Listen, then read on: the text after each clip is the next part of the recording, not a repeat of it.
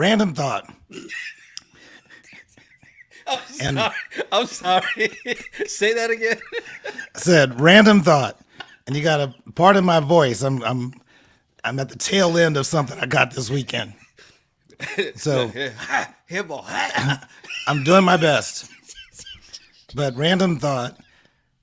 Sometimes the sex is so good that it'll make you say screw my career goals and my dreams. Yo, I may just say screw this podcast. I'm gonna laugh at you this whole time because this is good. I'm Hey, sorry. but you know what? I'm still here. Yes, I'm you still are. here. You are. Hey, I'm Yanni Rude. And I'm just Terrell. You ever been out somewhere and overheard two people having crazy conversations? Oh, this one's gonna be crazy too, man. We all those people, and we've been having these conversations since college. Yep, it's the Regular Guys Random Thoughts Podcast, episode 114. Be sure to like, subscribe, rate, and leave a review. Yeah, and you can even leave a review about how Terrell is pushing through because his voice. I mean, he has been fighting this all week, and when I talked to him yesterday, I swear I thought that I'm surprised he actually has a voice today, and this is the best I've heard him all weekend. So I welcome couldn't back. even make a sound on Saturday. Sunday, it was barely. I'm like, dude, I can't. I don't know if we can do this. I even called you earlier today. I'm like, am I good? All I can say, it must have been a hell of a Friday night because apparently you lost the voice Saturday. Sunday was recovery, and here we are back in the game like Brock Purdy with the 49ers ready to play. So Fighting a stomach bug. But look, we have our names correct. Yes. Thank you to everybody who figured that out after. Here's a bad thing. It took so long for us to even just realize that thing was backwards. What I'm just looking at it like something seems off. Like when I do this, I'm pointing the wrong way. Why is that the case? And it took forever. And I take a screenshot, I send it to Terrell, and I'm like, I knew something was off. He's like, well, what's wrong? I don't see anything wrong. Just look, point taken.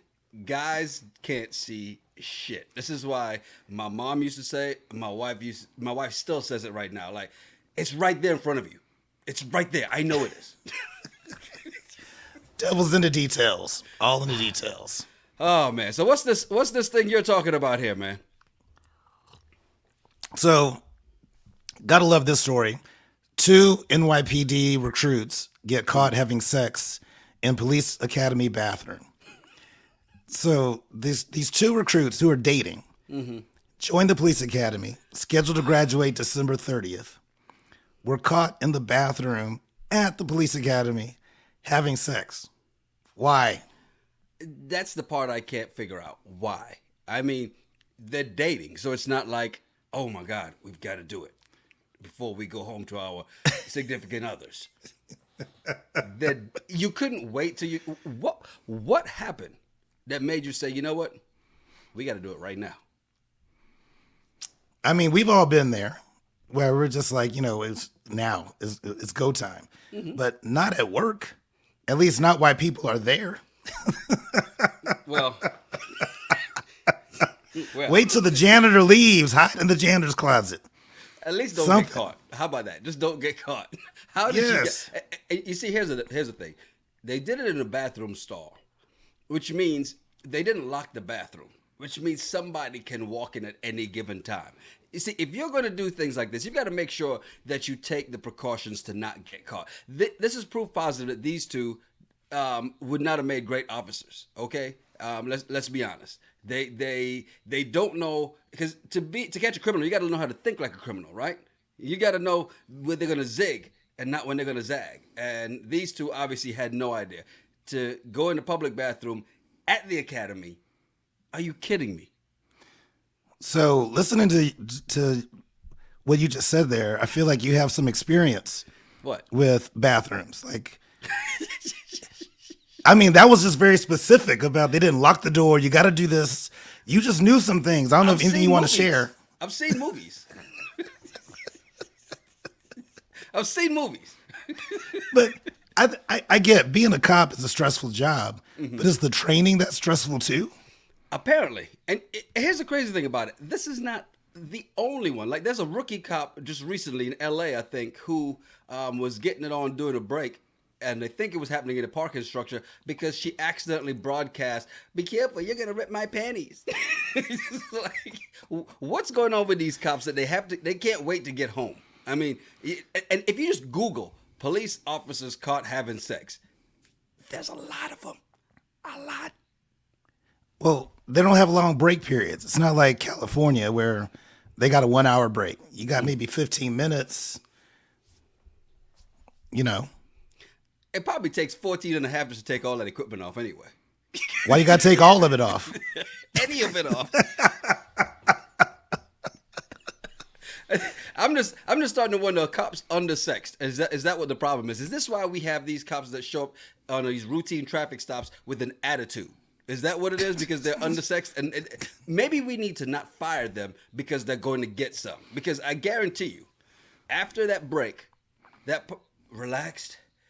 I know you're doing 15 over the speed limit. Whew, it's okay. Slow down. Or what if, instead of making prostitution illegal, hear me out. Oh boy.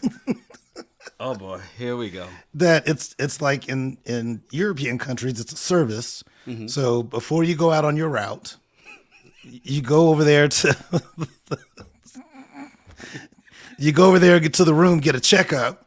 That way you just, before you get in the car and go on your shift, you're like, relax. Hey, rookie, let's go save the world today. Like, you're just excited, in a good mood, nice and relaxed. So you got a therapist and a therapist. You know Just what? saying. It could work. Everybody's going to want it on their job too. Or just I know. sex PTO hours. Give it to You them. got a head doctor and a head doctor. Which one do you see first? Which one do you see after? Depends on the day. And depends how good the first one is. The first one is trash. You might really need to see the other one. Speaking of trash, as we move to For the Love of Sports, man, apparently everybody's saying Matt Ryan is trash. Matt Ryan is trash. Now, I'm a Saints fan, and he was a Falcons, quarterback for a long time. So I don't like him, but I liked Matt Ryan when he was in college, and I was excited for him to take over for the Falcons. I think he was a good player.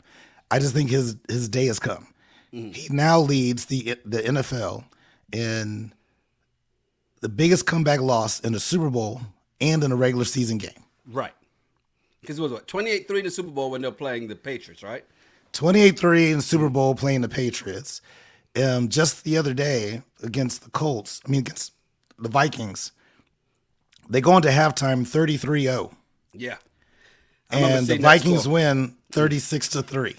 36-33, yeah. Yeah, 36-33. He got 3 points in the second half. Take away 30 points? They played so bad? Give us back those 30 points. It was just bad. And I'm like, sometimes you just got to look at your career and say, you know what? It's time to give up the ghost. And get in that announcer booth, go sit next to Tony Romo, and call some offenses and defenses from the booth. So the thing about it, too, is here's what's interesting about this, right? The irony is that the Colts fired Frank Reich, right? He was their coach the last couple seasons. They fired him mid-season. And Frank Reich, if you don't remember him, if you've been following football for a while, you remember him as the backup to Jim Kelly with the Buffalo Bills. Now, go back to 93. AFC wildcard game, Buffalo Bills versus Houston Oilers. Warren Moon is the quarterback. Halftime, the score is 28-3. Houston's up. They've got the backup quarterback in. Of course the Bills are going to lose, right? They got to. I mean, there's no way well, guess what? Frank Reich leads this comeback in the second half, and they come back and win that game 41-38, right? Biggest comeback in NFL history until, of course, this past weekend with Matt Ryan. Here's the other thing about Frank Reich. So because Matt Ryan now holds 2 records for biggest comebacks against him, which is one the Super Bowl and the biggest in regular season. Well, here is Frank Reich, who led the biggest comeback in NFL history prior to this, And also in college, he did it in college too. He was playing at Maryland. They were playing Jimmy Johnson's Miami team, and I think it's about 84, right? So they're down 31-zip at half. Come back and win. I want to say it was like 42-40 is what they came back and won. So Frank Reich, the irony of this is he's led the two biggest comebacks in college and NFL. They fire him, and the team that he's fired from, the Indianapolis Colts, give up the most points. Give it the biggest lead ever. So do you think if Frank Wright wasn't fired, this wouldn't have happened? I think if Frank Reich wasn't fired, he wouldn't have gone to Denia Jackson to get that prayer to allow the Colts to suffer that ass whooping they got this weekend. Denia Jackson laid the smack it down with another prayer. It didn't work on all the people who were talking trash about her and Derek Jackson. So therefore, she put that to use, and here it is. It worked out for Frank Reich in this case. Well, regardless, Matt Ryan is trash, and it's time to hang it up. Don't. I will laugh at any team that picks him up. It's like, why? What has he proven? Because he got benched. Remember they put in Sam, the quarterback that was at Texas. Right. Yeah, they made him start for a bit because Matt Ryan was trash. And that's what got the quarterback. The coach fired when they put him in, and he was gone after that. But somebody that people are calling for his head, RG3. So he's in the booth last week, and he's talking about Jalen Hurts, right? And how they had a lot of people who were doubting him and saying he wasn't this great quarterback, and he hasn't done anything. And he says, you know what? Jalen Hurts is out here proving, and I'd have the audio, but I for whatever reason, I don't have it today. He basically says, now he's proving all these jigaboos wrong. Then he comes back to clear it up and go, no. I meant bugaboo. Now, there are people who are like, yeah, it's a slip of the tongue, especially a lot of broadcasters, right? They're all like, yeah, it's a slip of the tongue. It happens. And then other people are like, ain't no way that was a slip of the tongue. So I'm conflicted. Now, I agree. If RG3 was really Bryce Tanner, the white guy, and he said jigaboo, people would have a big issue with it. You're damn right. People have a big issue with it. Yeah. RG3 said it. I think it probably was a slip of the tongue because out of my 48 years, I've never called anybody a jigaboo. I sang it when School Days. It was a cool song in the movie School Days, but I've never used that as an insult. You jigaboo, like who would say that?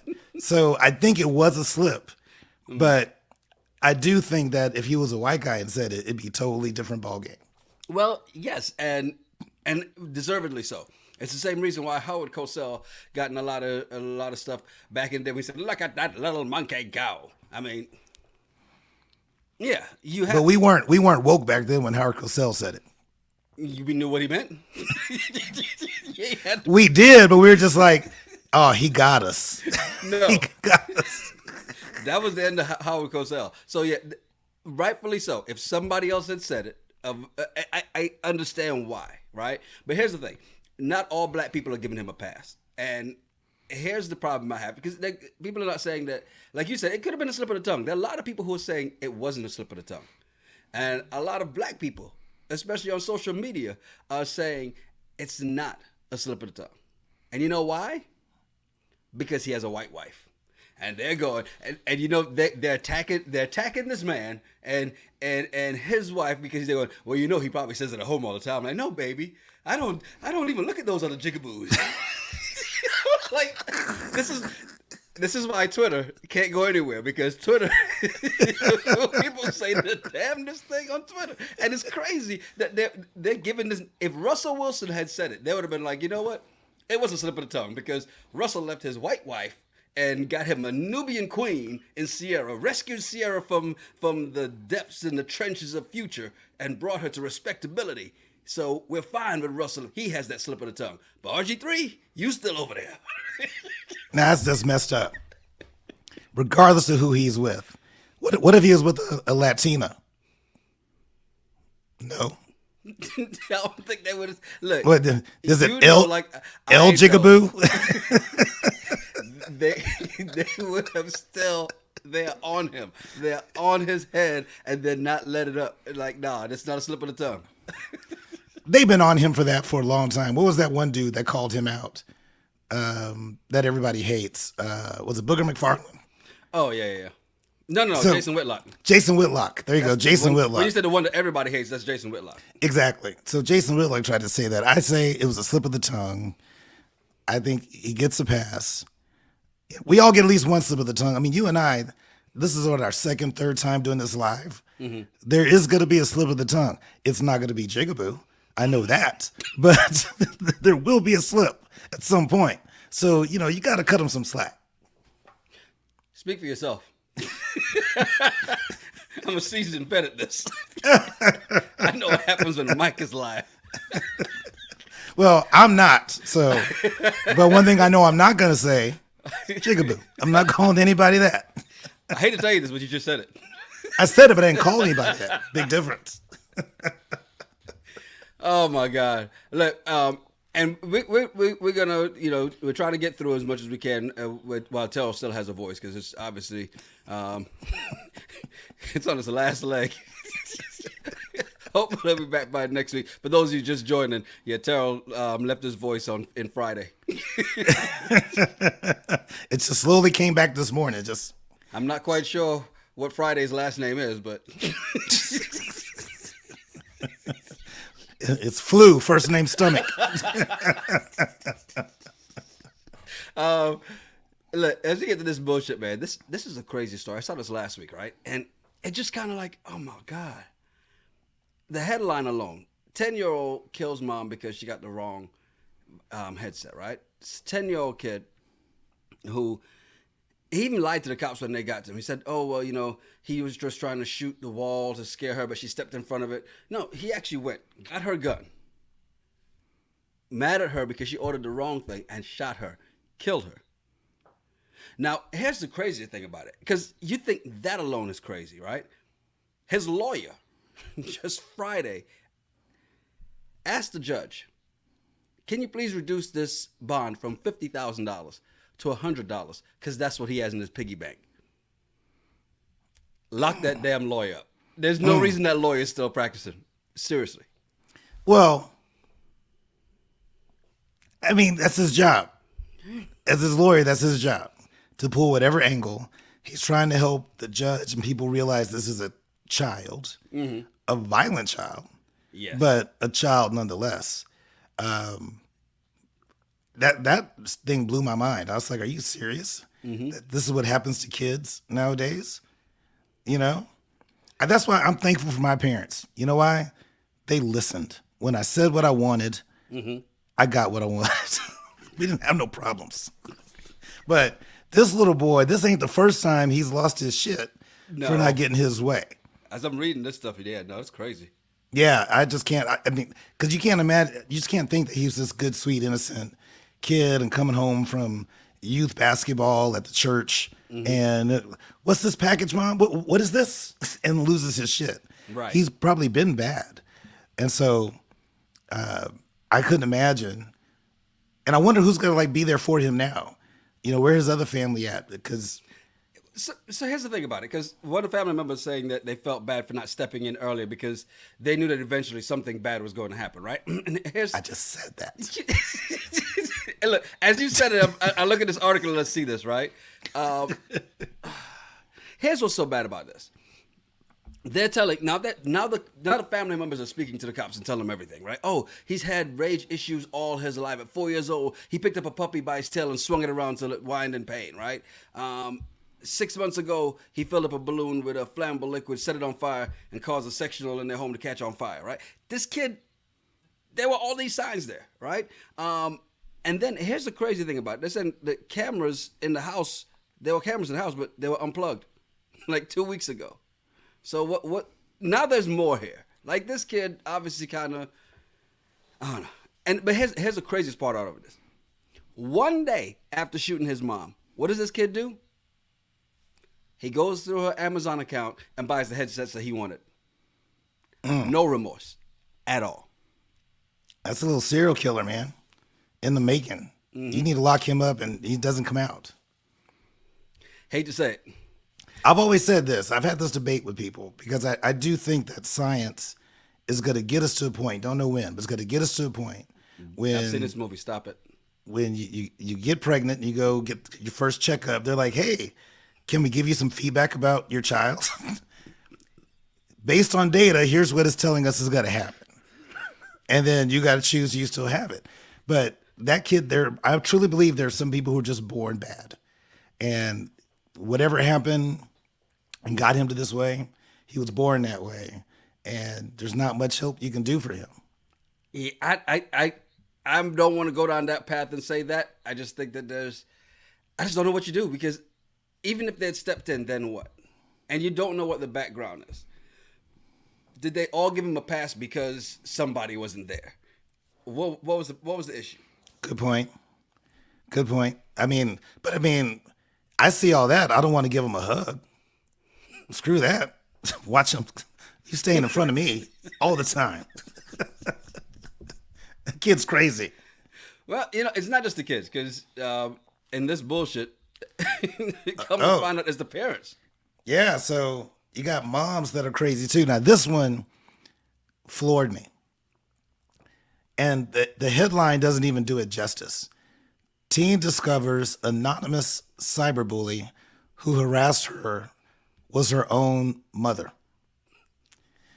So this mom worked at the school with her daughter. And wait, she worked at the school too? okay, she worked at the school. She was a coach, worked at the school. And I don't know if this is the why, but they had a different coaching change, so eventually she lost her job. It wasn't like she was bad. They changed head coaches. But she started cyberbullying her daughter and her then boyfriend. And even went as bold to go to the school to file a complaint about her kid getting cyberbullied, and it was her that was doing it. Genius. The whole time. She would have never got caught having sex in the police academy bathroom. See, she thought this thing through. I was just like, are you kidding me? Like, why? And it doesn't give you the whole, here's why she did it. I want to follow the story to see why you would go to that length to your kid. And why'd you file a complaint to the school and get mad like the school's not doing enough to protect your daughter, that you're cyberbullying? Maybe it's revenge on the school. Because at first I thought maybe she's jealous of the kid. No. Maybe you don't know what her kid was saying. No. It's revenge on the school. Because if she went to file a complaint against the school, there's probably an end point here, right? Maybe. But okay, what if, I would understand that if she was cyberbullying the new head coach's kid. But how do you cyberbully your own kid? That would be too comfort easy. them when the kid comes home. Oh, what they say, those bullies, you know what I mean? When they're one finger's pointing at you, there's three pointing back at them, turn the other cheek. You got to pray for your enemies. Like, what the hell? Let me read what they said.